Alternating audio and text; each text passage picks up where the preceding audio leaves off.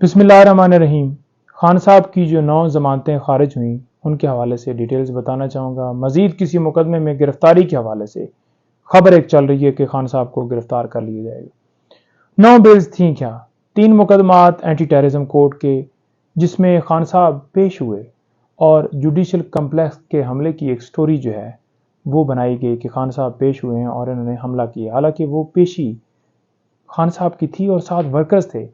Workers in کے ساتھ اظہار یکجہتی کے لیے آتے تھے اور کوئی حملہ نہیں ہوا، بلکہ پولیس کی طرف سے باقاعدہ طور پر ورکرز کے اوپر تشدد کیا گیا، بجائے یہ کہ خان صاحب کی طرف سے کوئی ایف آئی آر درج ہوتی، ورکر کی طرف سے درج ہوتی، خان صاحب پہ ایف آئی آر دے دی گئی۔ 6 مقدمات ڈسٹرکٹ کورٹ میں جن میں دفعہ 144 کی خلاف ورزی ہے، کوئی ایویڈنس موجود نہیں ہے جو واضح کرے کہ جناب عمران خان صاحب کی ماں کے اوپر توڑ پھوڑ ہوئی، جلاؤ گھراؤ ہوا یا کہیں پہ کوئی ایویڈنس ہو۔ یہ واضح مختلف ججز جو ہیں وہ اپنے آرڈرز کے اندر بھی لکھوا چکے ہیں۔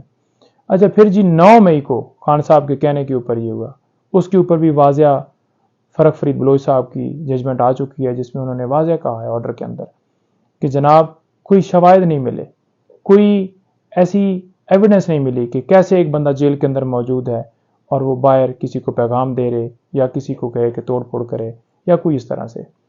اور اس کے ساتھ یہ توشہ خانہ کی ایف آئی آر درج ہوئی۔ توشہ خانہ کی ایف آئی آر آپ دیکھ لیں کہ ایک اگر جرم ہوتا ہے تو اس کی ایک جگہ پہ کارروائی ہوتی ہے، یہ نہیں ہے کہ نیب کے اندر بھی کارروائی چلا دی جائے، ایک کارروائی جو ہے وہ الیکشن کمیشن جو ہے کمپلینٹ کرے اور اس کے اوپر جو ہے خان صاحب کو سزا دے کے جیل میں ڈال دی جائے، اور ایک جو ہے وہ ایف آئی آر بھی درج کر دی جائے۔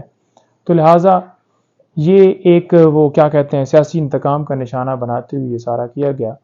انشاءاللہ اس میں ہمیں اوپر بیلز مل جائیں گی۔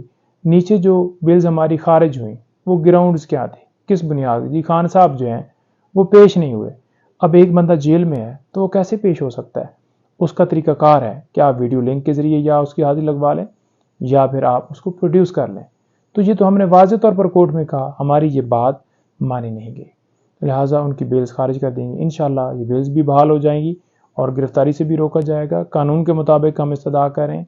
اور دوسرا خان صاحب کا جو توشہ خانہ کا کیس ہے وہ بھی کل اسلام آباد ہائی کورٹ میں فکس ہے۔ اگر ڈیلے ٹیکٹس بہانے نہ قبول کیے گئے تو انشاءاللہ کل فیصلہ آئے گا اور بیل ہر صورت ہونی چاہیے، کیونکہ شارٹ سینٹینس ہے، 3 سال سزا ہے، وہ انہیں ویسے ہی مل جانی چاہیے۔ انشاءاللہ ہوپ فار دا بیسٹ، اللہ خیر کرے گا۔ Thank you.